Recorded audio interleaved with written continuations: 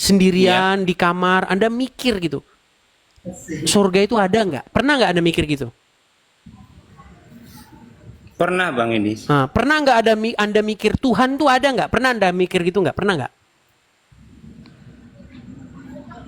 Belum pernah Bang Edis. Belum pernah. Gini Bang, sebenarnya agama ini, kalau kita belajar agama ini ya, terutama Islam dan Kristen, kita ini kan berbicara mengenai hal-hal kosmik. Hal-hal yang tidak kita lihat, contohnya surga, contohnya kehidupan.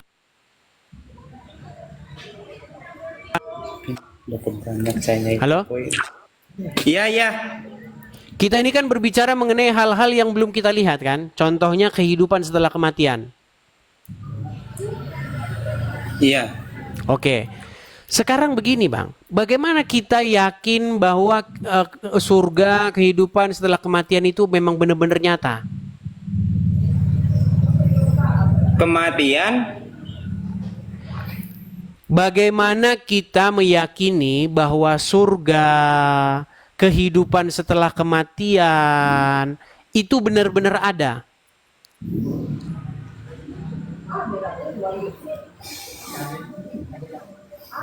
ada itu Bang Edis. Iya, bagaimana Anda yakin kok itu ada? Apa yang meyakinkan Anda bahwa itu ada?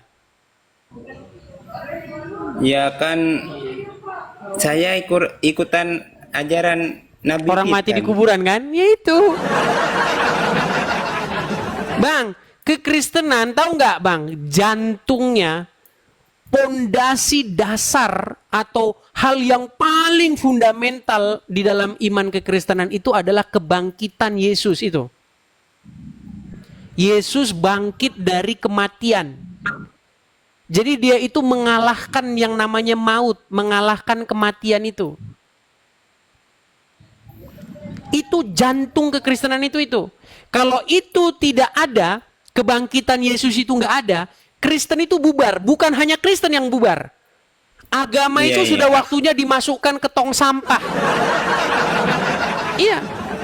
Kalau tidak ada kebangkitan Yesus, misalnya Yesus tidak bangkit, tidak mengalahkan kematian, maka cerita-cerita tentang adanya kehidupan setelah kematian, orang itu nanti akan hidup kembali, kemudian ada kehidupan setelah kehidupan yang sekarang ini ada kehidupan lain, itu omong kosong semua. Bukan cuman Kristen, semua agama di bawah kolong langit ini, kalau misalnya Yesus tidak bangkit, sudah waktunya dibuang ke tong sampah. Nah, iya. Karena semua cerita itu omong kosong, karena nggak ada yang bangkit dari orang mati. Nggak ada yang bangkit dari kematian. Nah, kekristenan itu makanya kekristenan itu mengabarkan tentang itu, adanya orang yang hidup dari kematian. Namanya Yesus. Dia masuk kepada hidup yang kekal. Jadi selamanya Kristen Bang, ajaran Kristen itu adalah ajaran yang memberitakan tentang kebangkitan Yesus. Itu yang diberitakan oleh kekristenan itu. Kalau Yesus disalibkan, kemudian dikuburkan, kemudian nggak bangkit-bangkit, nggak ada, Kristen itu nggak ada. Kristen itu selesai sampai di situ saja. Kalau nggak ada kebangkitan Yesus. Tapi kalau di ajaran kita Bang Edis, setelah kita meninggal, itu nanti pas hari kiamat kan ada kebangkitan lagi. Yang ngomong gitu siapa? Ya, orang yang meninggal di kuburan itu kan?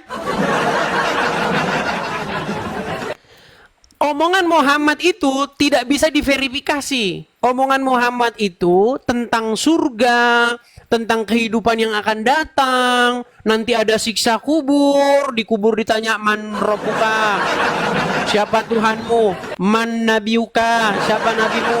Muncullah buku 101 pertanyaan alam kubur. Nah itu kan? Semua saya katakan, Itu adalah halusinasi orang yang terlalu banyak menghisap kecubung.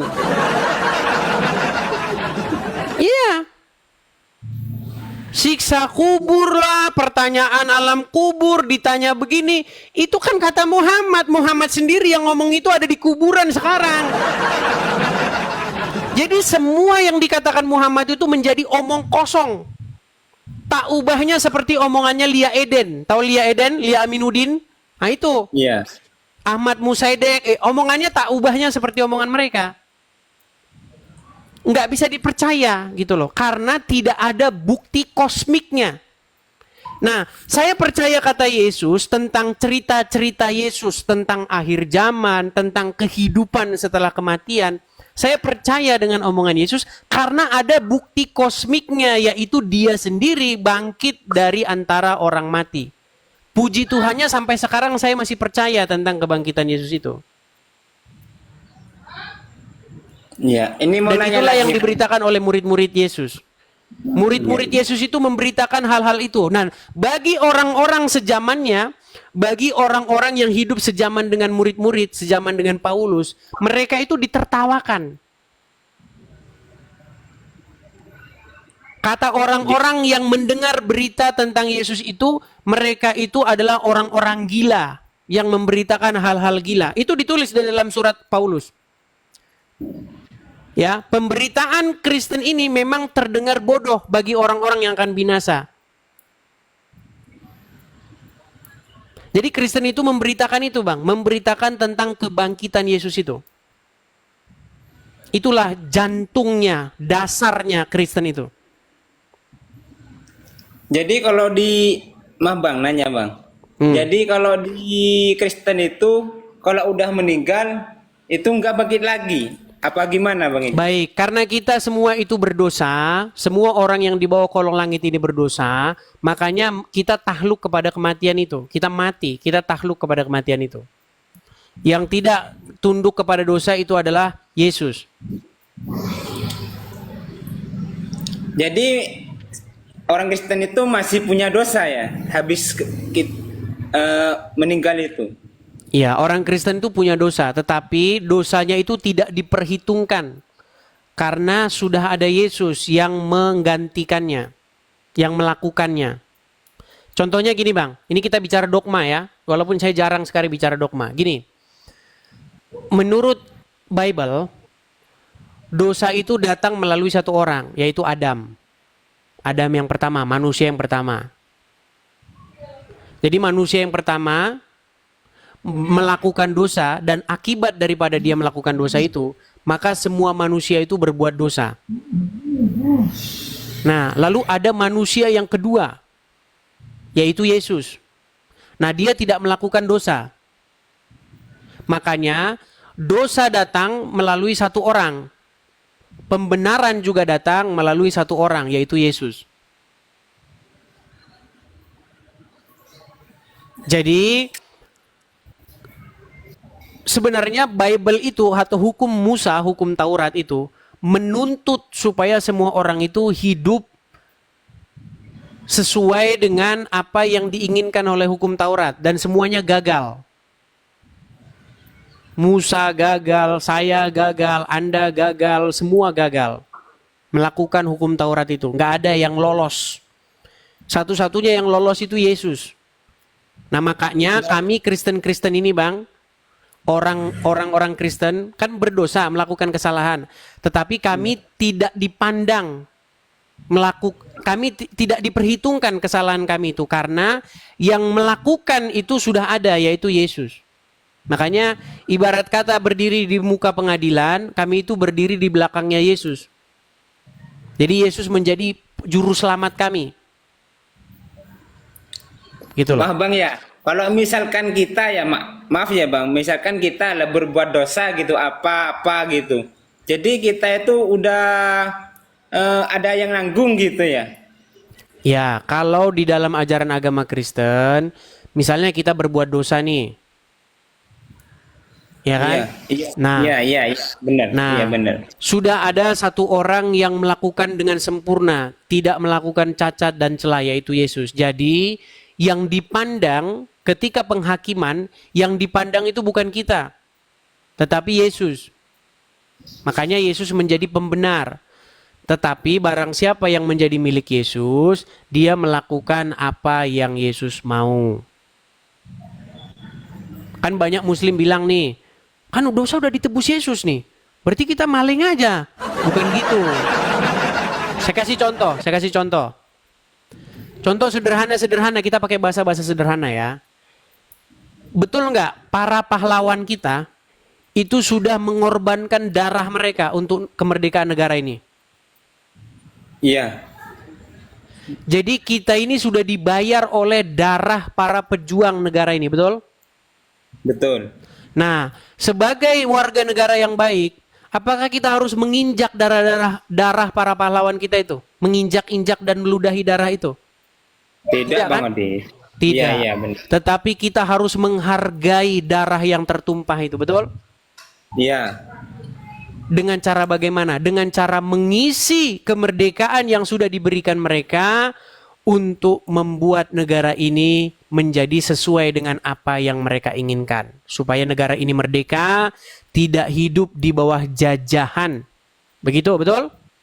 Iya, betul. Nah, begitu juga Yesus, Bang. Yesus itu sudah mati disalibkan, darahnya sudah tertumpah.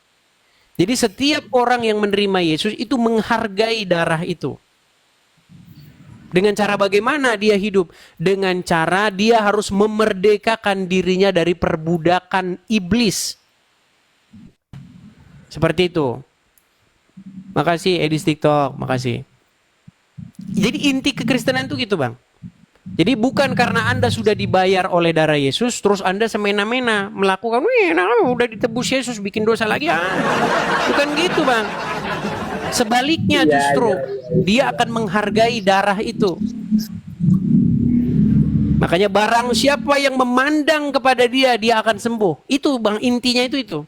Cuman orang nggak semua orang punya mata batin itu. Barang siapa yang memandang kepada salib itu, maka dia akan sembuh, gitu. Maksudnya sembuh dari perbudakan dosa itu. Walaupun di dalam perjalanannya itu berat, karena namanya daging itu lemah, Bang. Yesus sendiri yang mengatakan, roh memang penurut, tetapi daging itu lemah. Oh, jadi maaf, Bang, itu di Kristen itu ada gak yang namanya surga itu, Bang? Di Kristen. Iya, tergantung surga itu mau didefinisikan apa dulu, Bang. Karena surga itu sebenarnya bahasa Sanskerta milik saudara kita Hindu. Swarga, nirvana, itu kan milik moksa, itu kan tingkatan-tingkatan dalam agama Hindu. Sebenarnya dalam Bible, dalam Quran gak ada surga.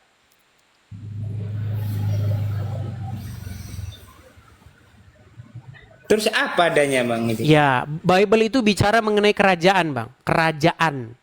Pemerintahan Tuhan. Jadi manusia di muka bumi ini harusnya hidup di dalam pemerintahan Tuhan. Tuhan yang jadi rajanya. Sekarang dunia ini kacau karena yang jadi rajanya bukan Tuhan, Bang. Yang jadi rajanya itu dirinya sendiri. Makanya yang terjadi perang, pertikaian, baku bunuh, baku tembak, baku bom.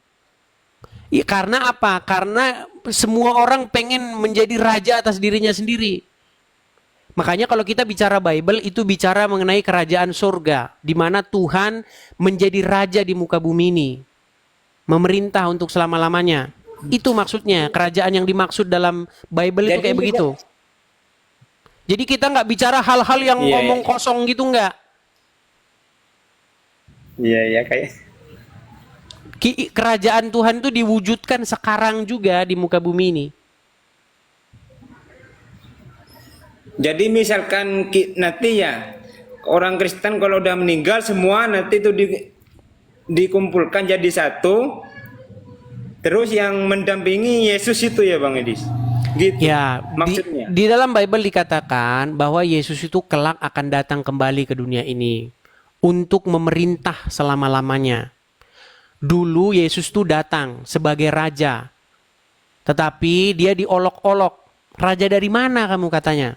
Bahkan orang-orang yang menyalibkan Yesus itu menghina Yesus dengan cara memakaikan dia mahkota raja, tapi mahkotanya bukan mahkota yang dipakai oleh raja-raja zaman dulu. Kalau raja-raja zaman dulu pakai mahkota kan di kepalanya kan, Iya, mahkota iya. raja kan.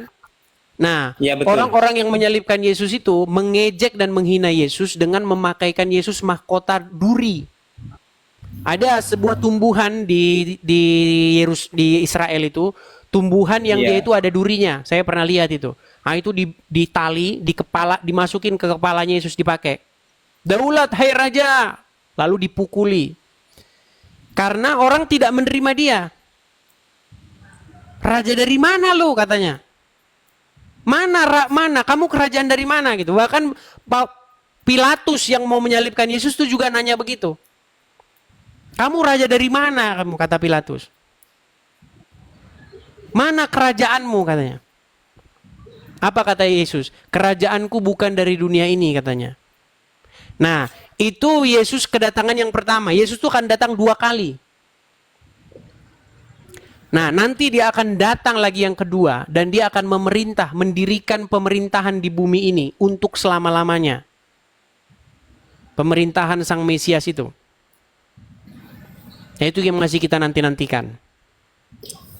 Sekarang itu Yesus tuh ada di mana Bang Idis ya? Ya, menurut Bible, Yesus, Bible Bang Idis. ya, menurut Bible, Yesus itu naik ke Uranos kalau dalam bahasa aslinya. Tapi dalam terjemahan itu dikatakan surga. Dia, jadi dalam Bible itu gini. Bible itu berbicara mengenai ada dua entitas di muka bumi ini. Entitas yang terlihat dengan entitas yang tidak terlihat. Hal yang terlihat seperti kita ini metafisik dan hal-hal yang tersembunyi.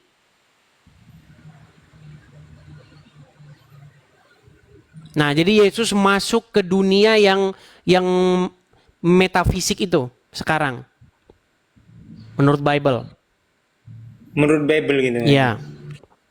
Dan kemudian Terus dia nanti akan datang kembali. Kalau di Islam itu kalau udah kiamat gitu loh Bang ini. Maksudnya kalau udah dikumpulkan gitu. Nggak ada konsep-konsep begitu dalam Bible.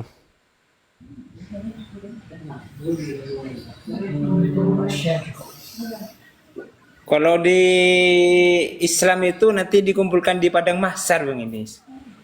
Ya, padang mahsyar itu di mana masalahnya? Yang dikatakan matahari akan sejengkal dari kepala begitu. Makanya saya bilang Bang, gini loh. Di dalam Islam itu banyak hal-hal yang bersifat dongeng. Contoh, nanti di hari kiamat nanti ada rambut dibelah 7. Kalau jalan nanti badannya terbelah. Terus nanti dikumpulkan di padang mahsyar, matahari akan sejengkal di atas kepala gitu kan. Terus bintang-bintang akan dibuat lempar setan, bener nggak? Bener nggak? Ya. Nggak ada kayak begitu Bang.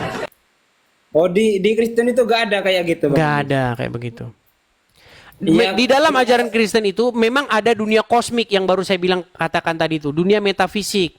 Nah, sebenarnya apakah itu berlawanan dengan sains? Bang pernah dengar kuantum, pernah dengar fisikal kuantum? Belum Bang Idis. Belum. Ya, Iya. jadi begini, apakah dunia kosmik itu ada? Nah, itu sekarang pertanyaannya. Sekarang saintis itu membuktikan sebenarnya dunia kita ini kan dunia fisik, dunia nyata. Daging ini kan dunia nyata. Nah, ada nggak dunia lain yang bersifat non fisik?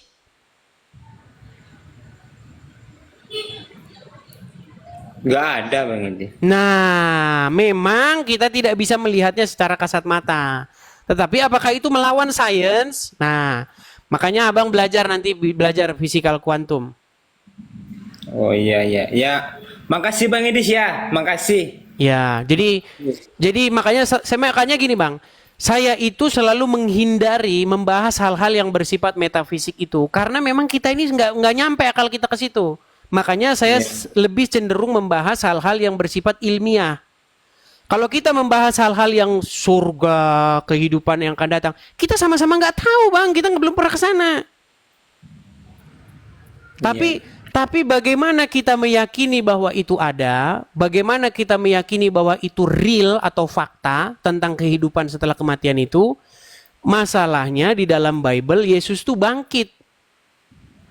Nah, kebangkitan Yesus itu adalah dasar saya percaya bahwa kehidupan setelah kematian itu ada.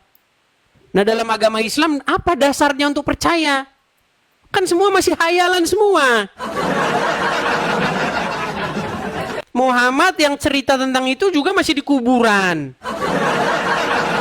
Coba apakah Muhammad pernah dia masuk dalam alam kubur terus ditanya man robuka, man nabiuka? Pernah nggak dia ditanya gitu?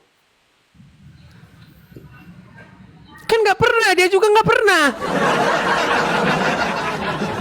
Seseorang yang menceritakan tentang kehidupan setelah kematian adalah orang yang pernah ke sana.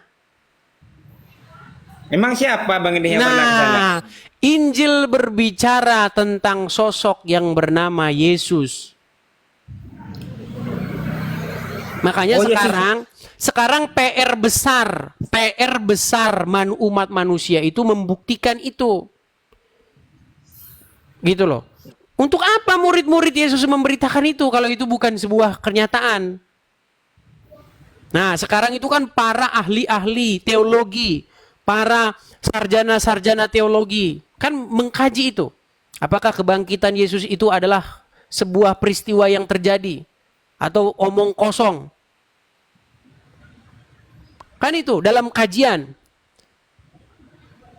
Paulus menuliskan dalam suratnya bercerita tentang Yesus yang bangkit. Injil juga bercerita tentang itu. Murid-murid memberitakan itu ke seluruh dunia. Yesus mengatakan, engkau adalah saksi dari semuanya ini. Thomas, seorang murid Yesus, tidak percaya dengan kebangkitan Yesus itu. Dianggapnya itu omong kosong itu. Mana ada orang udah mati hidup lagi omong kosong, itu kata Thomas itu. Enggak, saya bicara pakai ini ya, pakai omongan-omongan orang yang nggak percaya. Kan dianggap itu omong kosong. Akhirnya Yesus datang kepada Thomas itu. Karena kamu melihat, kamu percaya katanya. Tapi berbahagialah orang yang tidak melihat tetapi percaya. Itu kata Yesus.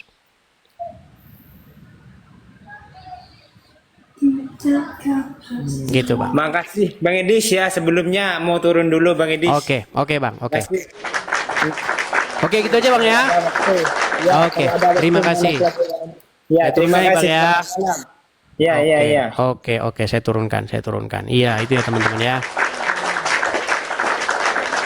Jadi teman-teman, semakin dalam Anda mengkaji agama, semakin nanti Anda akan mengerti apa yang saya maksudkan di dalam pembicaraan saya ini. Ya. Jadi mungkin ya manusia ini macam-macam ya. Ada yang sibuk nyari duit, ada yang sibuk ini. Tapi ada yang sibuk juga mereka sudah memikirkan hal-hal yang jauh begitu. Dia sudah memikirkan hal-hal yang apa, kita ini dari mana datangnya manusia ini, kemana kita, seperti itu. Kita dari mana, kemana, apakah kita ini hanya seperti ya terus nggak ada apa-apa gitu.